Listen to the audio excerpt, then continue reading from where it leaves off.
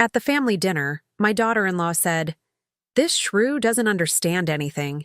She just signs and pays." When I confronted her, she said, "You're going to live on the street with the dogs." The next day, all her cards were declined. I'm glad to have you here.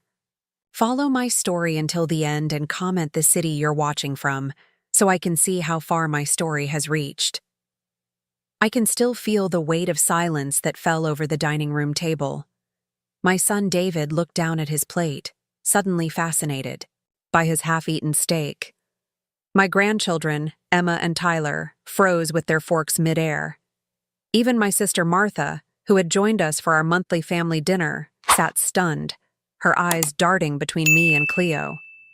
Cleo just sat there, chin raised, a triumphant gleam in her eyes as if she'd finally said out loud what everyone was thinking, but they weren't thinking it. Nobody was. "Excuse me?" I managed to say, my voice barely above a whisper. "Oh, don't act surprised, Clarice," Cleo continued, swirling her wine. "Everyone knows you're just David's checkbook. You sign whatever we put in front of you and pay whatever bills we send your way." David finally looked up. "Cleo, that's enough," he mumbled, but there was no conviction in his voice. In 35 years, my son had never stood up to anyone. Not to the schoolyard bullies, not to his demanding bosses, and certainly not to his wife of 15 years. "What?" "It's true," Cleo persisted.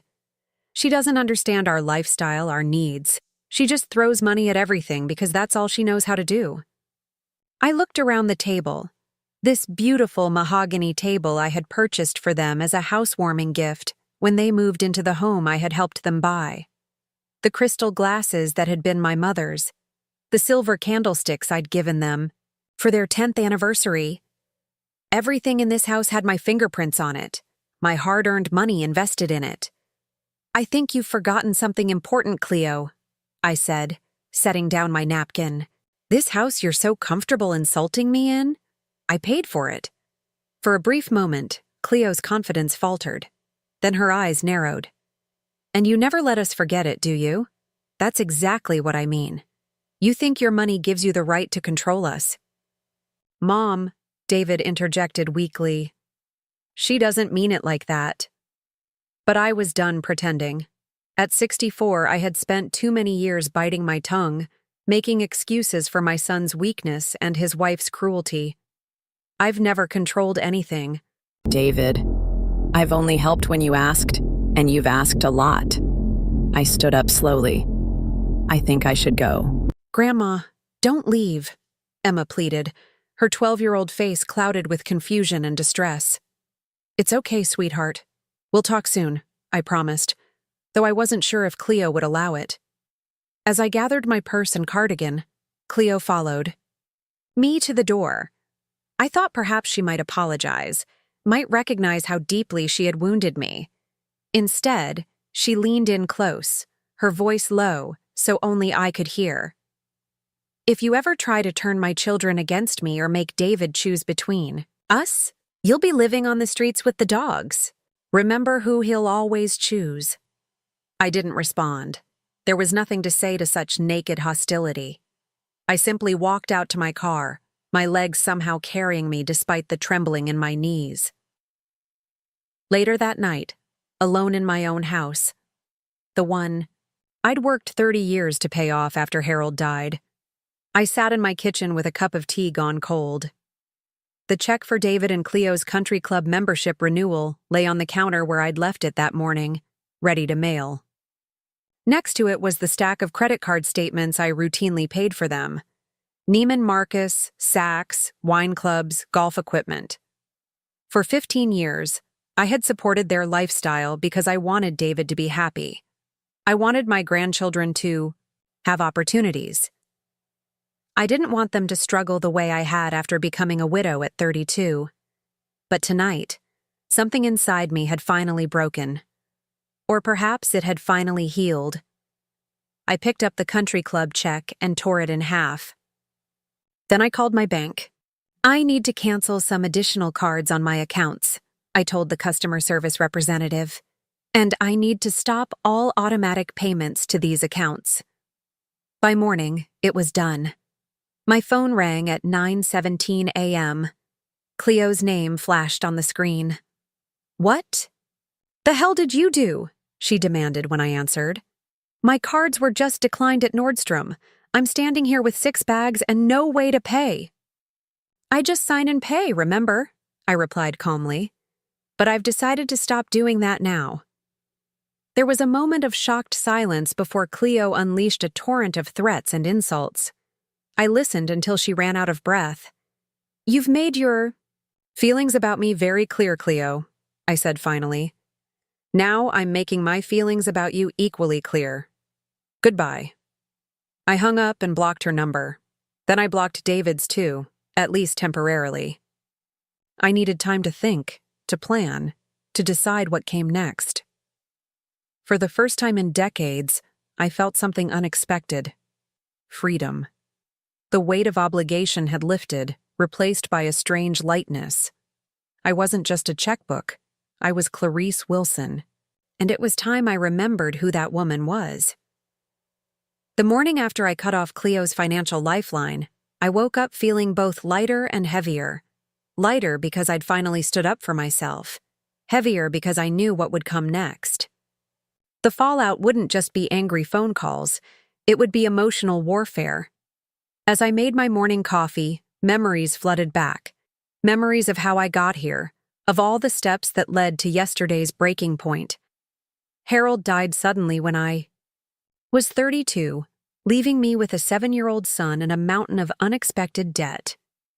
My husband had been a dreamer, always chasing the next big investment opportunity, but terrible at managing what we actually had.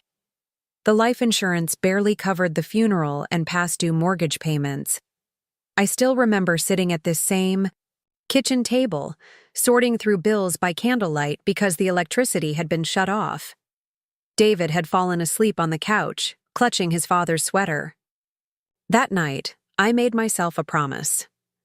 My son would never know the kind of financial insecurity that was now keeping me awake at night. The next morning, I pawned my engagement ring and used the money to take a real estate course.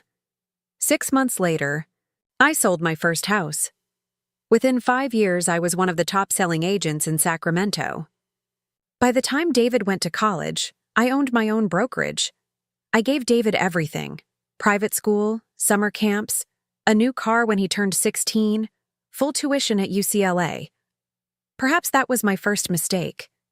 David never had to work for anything, never developed the resilience that comes from overcoming struggles.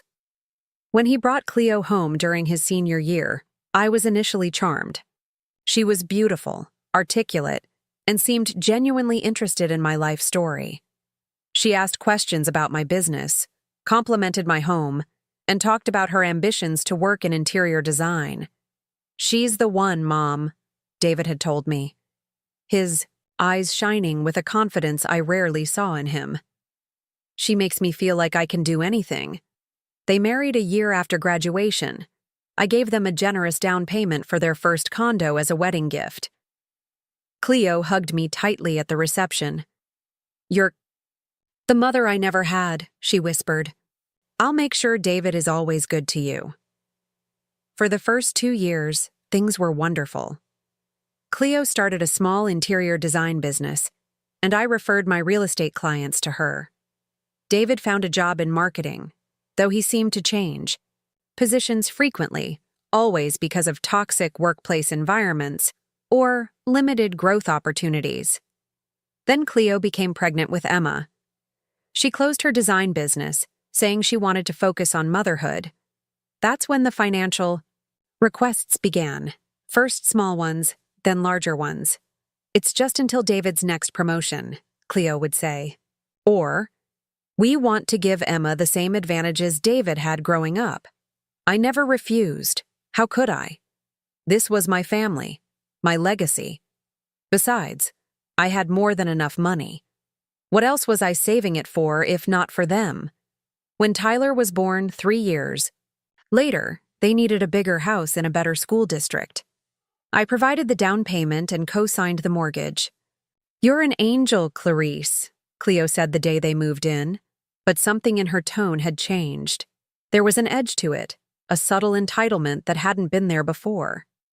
Gradually, the dynamic shifted. My invitations to dinner became less frequent.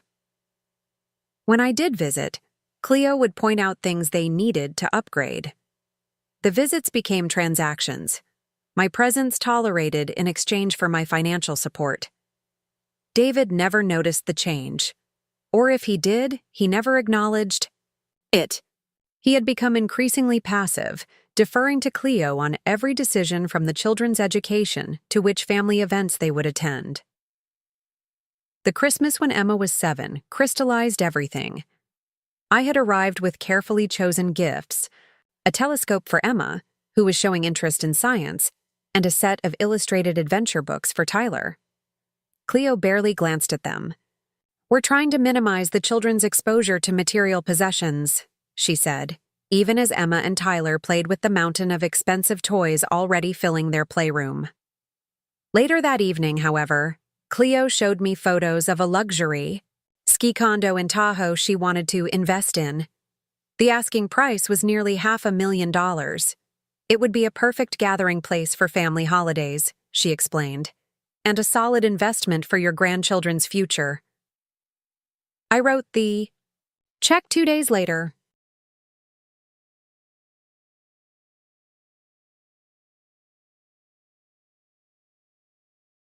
We spent exactly one Christmas there before Cleo decided the mountains were too isolating and sold the property. I never saw a penny from the sale.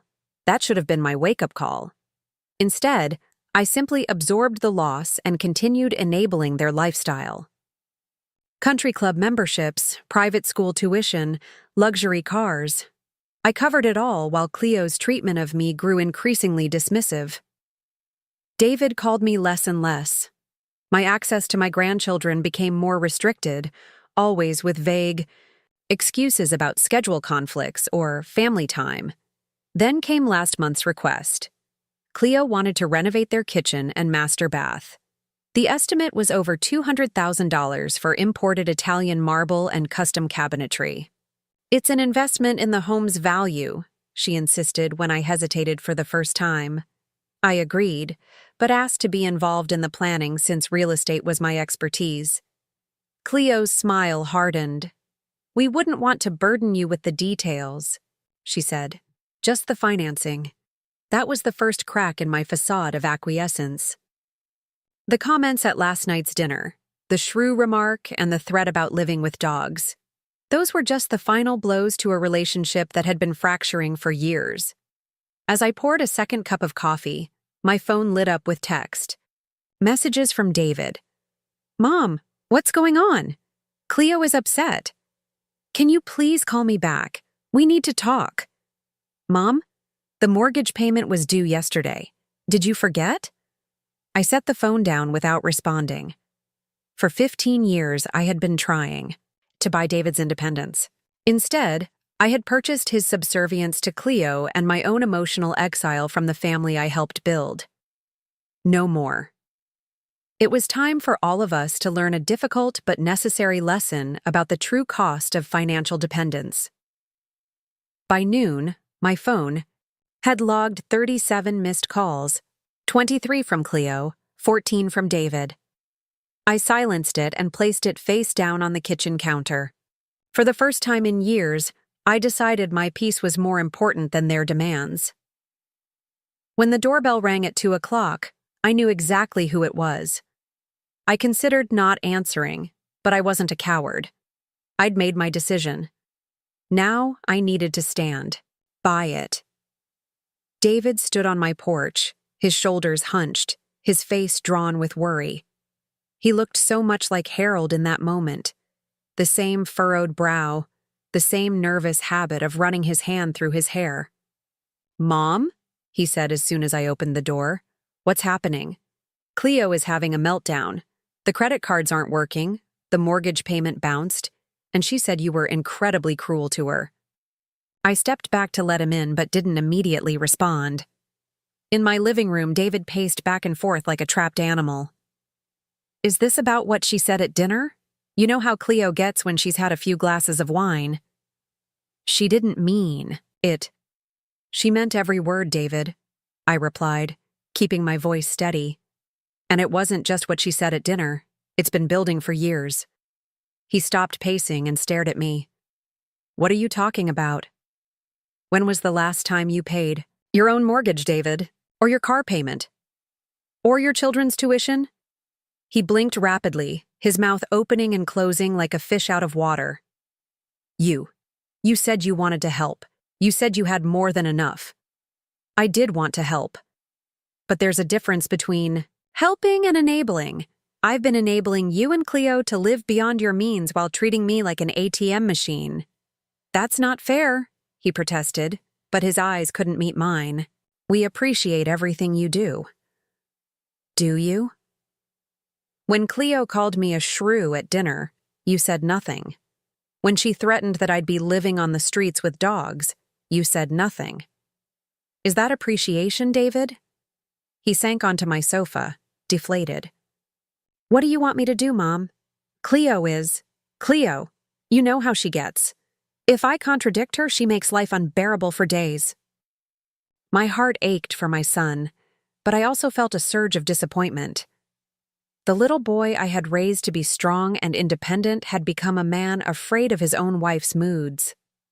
What I want is for you to stand on your own 2 feet, I said. I want you to take responsibility for your life and your choices. I want you to remember that I'm your mother, not your banker. So you're just cutting us off? Just like that?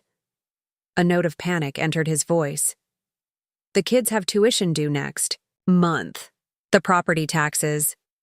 You and Cleo earn nearly $200,000 a year between you, I interrupted. That's more than enough to live comfortably if you adjust your spending. You don't need 3 luxury cars. The children don't need designer clothes. You don't need a country club membership. His face hardened. So this is a punishment. No, David. This is a boundary. I will always be your mother, and I will always love you and my grandchildren. But I will no longer finance a lifestyle that comes with disrespect and ingratitude. He stood up abruptly. Cleo was right about you. You're using money to control us. The accusation stung, but I didn't flinch. If that's what you believe, then I've failed as a mother in more ways than I realized. David stormed out without another word. Through the window, I watched him pull away in the BMW I had purchased for his 40th birthday. My heart felt like it was being squeezed in a vice, but I remained resolute. This pain was necessary, for all of us. 3 days passed with no contact. On the 4th day, an email arrived from Cleo. The subject line read simply, Terms. Clarice, it began, no dear or any other pleasantry. Your behavior has been deeply hurtful to our family. However, we are willing to move forward under the following conditions. All financial support will be reinstated immediately, including credit cards, mortgage payments, and the Children's Education Fund. You will sign a formal agreement guaranteeing these payments will continue regardless of personal disagreements. You will apologize to me for your hostile actions. In return, you will be allowed to see your grandchildren once a month under our supervision. Please respond promptly. The children are asking about you, and we don't want to tell them their grandmother has abandoned them. Regards, Cleo. I read the email 3 times, each reading stoking my indignation further. The audacity of her terms, the thinly veiled threat. Regarding my grandchildren, it was breathtaking in its entitlement. I drafted a dozen responses in my head, each more cutting than the last. But ultimately, I simply pressed delete. Some messages didn't deserve a response. That evening, my doorbell rang again. When I opened it, my heart lurched.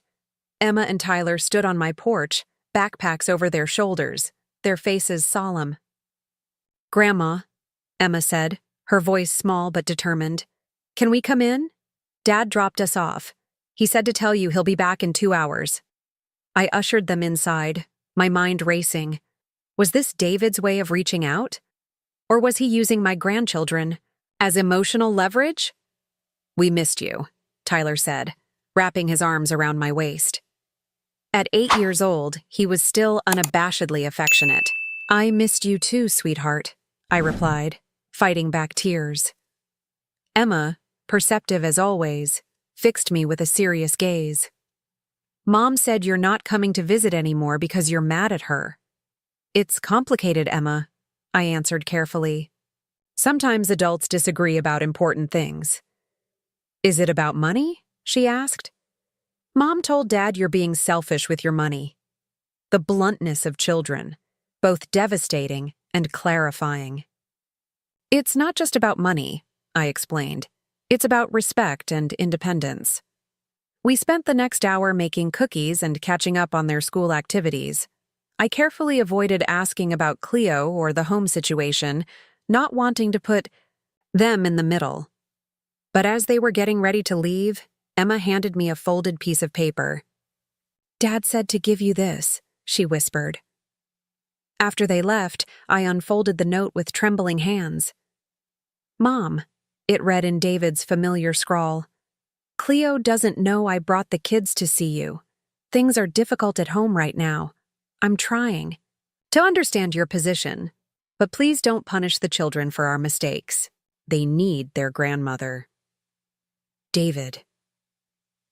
I pressed the note to my chest, tears finally spilling down my cheeks. David had defied Cleo to bring my grandchildren to me.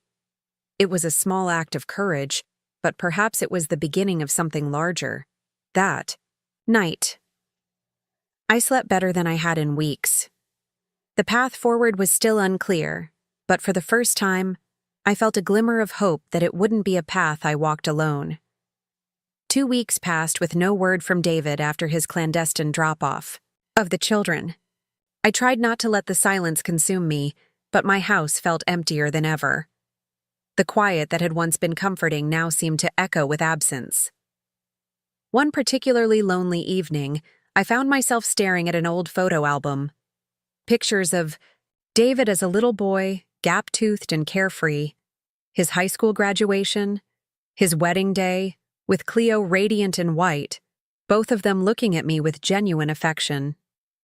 When had things changed? When had money become the foundation of our relationship instead of love? The doorbell interrupted my melancholy. To my surprise, Martha stood on my porch, holding a casserole dish and wearing a determined expression. You haven't returned my calls, she said, pushing past me into the house. I figured you'd be sitting here wallowing, so I brought lasagna. Despite everything, I laughed. My sister had always been the direct one. I wasn't wallowing, I protested weakly. Just reflecting. Same thing. Martha headed straight for my kitchen and began setting the table as if she owned the place. I told her everything. Cleo's insults, David's weakness, the financial manipulation, and my decision to cut them off. Martha nodded approvingly. It's about damn time. I've watched that woman treat you like a piggy bank for years. But what if I've lost them for good? I asked, voicing my deepest fear. What if David never brings the children back? Martha reached across the table and squeezed my hand. Then you build a life that's so full they can't help but want to be part of it.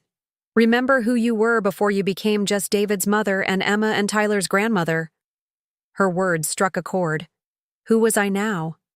For so long, I'd defined myself by my role in their lives. Without that, what remained?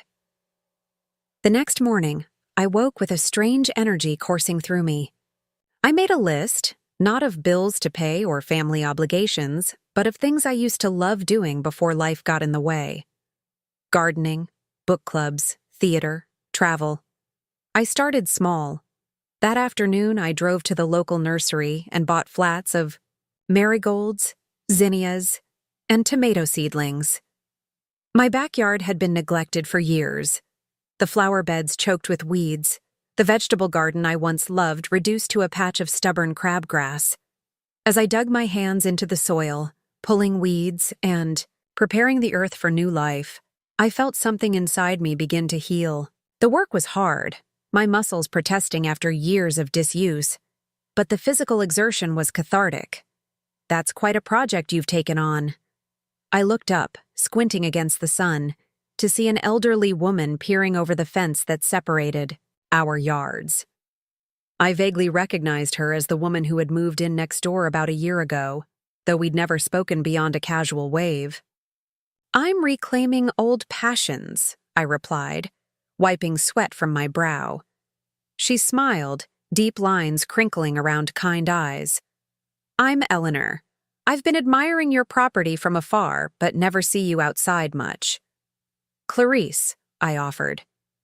And no, I haven't been much of a gardener lately. Life got in the way. "Life has a habit of doing that," she agreed. "Would you like some help? I have a terrible back these days, but I'm quite good at directing other people's labor." I found myself laughing again, the second time in 2 days after weeks of solitude and silence. I'd like that very much. Eleanor turned out to be a retired botany professor with an encyclopedic knowledge of plants and a wickedly dry sense of humor. Under her guidance, my garden began to take shape. During our breaks, she told me about her late partner of 40 years, about traveling the world studying rare flora, about rebuilding her life after grief. "The hardest part wasn't losing Sandra," she confided one afternoon as we sat on my patio, drinking iced tea. "It was figuring out who I was without her. We'd been together so long I'd forgotten where she ended and I began." I nodded, understanding perfectly. That's how I feel about being a mother. I've spent so many years defining myself by what I could give to my son that I forgot who I was beyond that.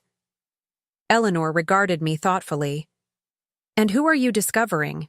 Yourself to be, now that you're looking?"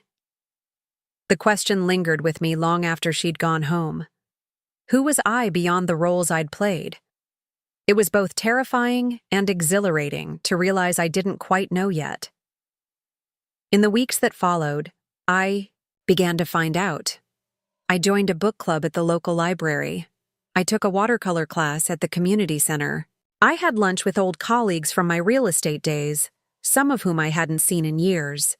Slowly, my days filled with purpose that had nothing to do with supporting David and Cleo. My calendar, once dominated by their events and financial obligations, now overflowed with my own activities. And then, on a rainy Tuesday, exactly 5 weeks after I'd cut off financial support, my phone rang with David's number. "Mom," he said when I answered, his voice strained. "We need to talk." We arranged to meet at a coffee shop halfway between our homes, neutral territory. When I arrived, David was already there, hunched over a mug, looking exhausted. The expensive watch Cleo had insisted he needed was conspicuously absent from his wrist. "You look well," he said as I sat down, surprise evident in his voice. "I am well," I replied. "Better than I've been in a long time, actually." He nodded, eyes downcast. "That's good. I'm glad." I waited, sensing he had more to say. The old me would have rushed to fill the silence to make things easier for him. The new me was learning patience. "Things have been hard," he finally admitted. "Without your help, we've had to make a lot of changes. Cleo's not taking it well." "I can imagine," I said neutrally. "We had to pull the kids out of private school," he continued. "Cleo sold her jewelry. I took out a loan to cover the mortgage. It's been eye-opening." I took a sip of my coffee, giving him space to continue. "Cleo wants me to convince you to reconsider," he said, finally meeting my gaze. "She drafted another email with demands, but I told her no. I told her I wouldn't pressure you anymore." My heart swelled with unexpected pride. That must have been difficult. A ghost of a smile crossed his face. It was terrifying, actually, but also liberating. He paused. "I've been thinking a lot about what you said about enabling. You were right. I've been letting Cleo dictate our lifestyle without taking responsibility for it. I've been hiding behind your financial support instead of standing on my own." "And now?" I prompted gently, Now I'm trying to change that. I've been looking for a better paying job. I'm learning to say no to Cleo's more extravagant demands.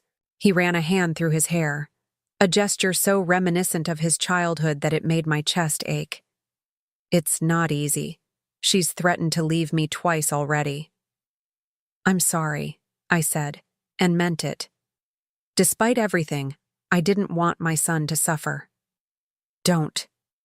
B, he replied with surprising firmness. This needed to happen. We needed to face reality. He reached across the table and took my hand. Thank you, Mom, for having the courage to do what I couldn't. As I drove home, tears blurred my vision. Not tears of sadness, but of cautious, oh, David was finding his strength just as I was finding mine. The road ahead would be neither straight nor smooth, but for the first time in years, it felt like we were both traveling in the right direction. Summer transitioned into fall, and with the changing leaves came a gradual shift in my relationship with David and the children. Our coffee shop meeting had opened a door, and though Cleo remained conspicuously absent from our reconnection, David brought Emma and Tyler to visit me every other weekend. I cherished these visits, which felt more genuine than our interactions had been in years. Without the veil of financial obligation hanging between us, David seemed more relaxed, more present. The children, though initially confused by the family tension, adapted with the remarkable resilience of youth. Mom wants to know if you're coming to my piano recital, Emma asked one Saturday as we baked cookies together, her fingers sticky with dough. I paused, surprised by the indirect olive branch. Did she say that specifically? Emma nodded, focused on shaping her cookies into perfect circles. She said to tell you that you're welcome to come if you want. Not exactly a warm invitation, but it was something. I'd love to come, I told her, and the smile that lit up her face was worth whatever awkwardness awaited me. The recital was held at the community center where Emma now took lessons, a downgrade from the prestigious music academy she'd previously attended, but she seemed no less enthusiastic about her performance. I arrived early and chose a seat near the back, unsure of my welcome. David spotted me immediately and came over, relief evident in his expression. Thanks for coming, Mom. It means a lot to Emma. I wouldn't miss it, I assured him. Where's Cleo? Saving seats up front, he replied, glancing over his shoulder. She knows you're here. The recital passed pleasantly enough, with Emma performing, a beautiful rendition of Debussy that brought tears to my eyes. Afterward, when the children were enjoying cookies and punch, Cleo approached me directly for the first time since our falling out. Clarice, she said, her tone carefully neutral. Thank you for coming. Thank you for inviting me, I replied, equally measured. An uncomfortable silence stretched between us, filled with unspoken grievances and tentative truce. The children miss you, she finally said, as if offering a precious concession. I've missed them too. Cleo smoothed her skirt, a simple cotton garment that had replaced her usual designer attire. Things have been challenging these past few months. I waited, curious to see where this was going. David and I have been discussing our situation, she continued. We think we've found a solution that would benefit everyone. Something in her tone set off warning bells. Oh? We're considering downsizing, she explained. The house is really too big for us now, especially with the current mortgage. We thought perhaps you might consider moving in with us. You could sell your house, and we could find a place that would accommodate all of us comfortably. I stared at her, momentarily speechless. After everything that had happened, this was her proposal? That I should sell my home and move in with them? It would be good for the children to have you around more, she added, clearly interpreting my silence as consideration. And, of course, it would help us financially during this transition period. Ah, there it was. The real motivation. That's quite a suggestion, I said carefully. Have you and David discussed the details? We have some thoughts, she replied, a hint of her old confidence returning.